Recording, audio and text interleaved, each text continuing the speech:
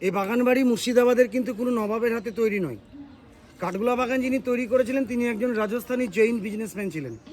এই বাগান বাড়ি তৈরি হয়েছিল 1870-এ, পলাশির যুদ্ধের 115 বছর পর। মানে সিরাজের সাথে কোনো সম্পর্ক নেই। রায়বাহাদুর লক্ষ্মীপদ সিং দুগার টিকিট কাউন্টারের পিছনে ওনার স্ট্যাচু। উনি বিজনেস করবো বলে মুর্শিদাবাদ এসেছিলেন। তৎকালীন যিনি নবাব ছিলেন তার কাছ থেকে 1200 টাকায় এই জমিটা কিনেছিলেন 135 বিঘা, 157 বছর আগে। ফার্স্ট বিজনেস শুরু করেছিলেন কাঠের, আর চাষ হতো তখন চারিদিকে উনার ইচ্ছায় গোলাপের, আমবাগান ছিল না। তাই কাঠ আর গোলাপ এই দুটো শব্দ নিয়ে বাগানের নাম কাঠগোলাপ ফুলের বাগান বাড়ি, শর্টে বলে কাঠগোলা।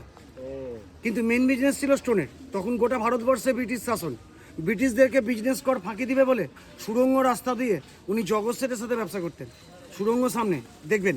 তার আগে একটা ছোট্ট কথা, গাড়ি থেকে নেমেছেন, গেট দিয়ে এসছেন, আশা করি গেটের ভিউটাও দেখেছেন। ওই ধরনের প্রবেশ গেট মুর্শিদাবাদে নাই। জমিদার, নবাব, ব্রিটিশ অফিসার এরা যখন প্রবেশ করতো এই বাড়ির তরফ থেকে গেটের মাথা থেকে নহবত বাজত। কিন্তু এখন তো নবাবী যুগ নাই, নবাব গেছে মোড়ে, হাতিও গেছে সরে। একটাই গেট, টিকিটের 40 টাকা রেট, বাইরে গাড়ি, সুড়ঙ্গ দেখার জন্য। চলুন তাড়াতাড়ি সামনে। বাহ, এটা রেকর্ড হলো তো। এটা যদি রেকর্ড হয়ে থাকে